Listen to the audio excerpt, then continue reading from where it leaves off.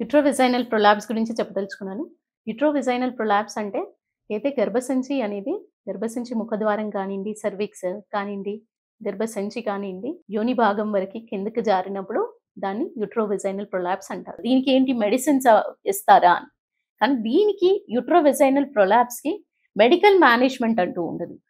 Medical management generally calcium సప్లిమెంట్స్‌తో strengthening అనేది ligaments strengthening చేయడానికి కాల్షియం, జింక్, మినరల్స్ అనేది గుడ్ అమౌంట్ వాళ్ళలో డెఫిషియన్సీ ఉందా అనేది చెక్ చేసుకొని, ఆ డెఫిషియన్సీ లేకుండా ఉండడానికి కావాల్సిన మెడిసిన్స్ తీసుకుంటూ, అదే విధంగా లూజ్ ఎండ్ అయిన మజిల్స్‌ని స్ట్రెంథెన్ చేయడానికి మాగ్నెటిక్ వైబ్రేషన్స్ ద్వారా అంటే ఎఫ్ఎంఎస్ థెరపీ అంటారు.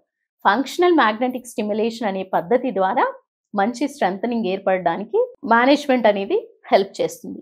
ఇది రీసెంట్ డేస్‌లో వచ్చిన ఈ ఫంక్షనల్ మాగ్నెటిక్ స్టిమ్యులేషన్ అనేది పెల్విక్ ఫ్లోర్ మజిల్స్‌కి మంచిగా ఇచ్చినప్పుడు అంటే విత్ ఎ గుడ్ ఫ్రీక్వెన్సీ అంటే మంచి ఒత్తిడితో కూడిన ఎఫెక్ట్ అనేది ఇవ్వడం వల్ల మజిల్స్‌లో ఉండే ఎలక్ట్రికల్ స్టిమ్యులేషన్ జరిగి ఈచ్ అండ్ ఎవ్రీ మజిల్ ఒక్కొక్క మజిల్ ఫైబర్‌లో ఒక్కొక్క కండరాల్లో మంచి ఎలక్ట్రికల్ స్టిమ్యులేషన్ జరిగి గట్టిపడేది అవకాశం ఉంటుంది.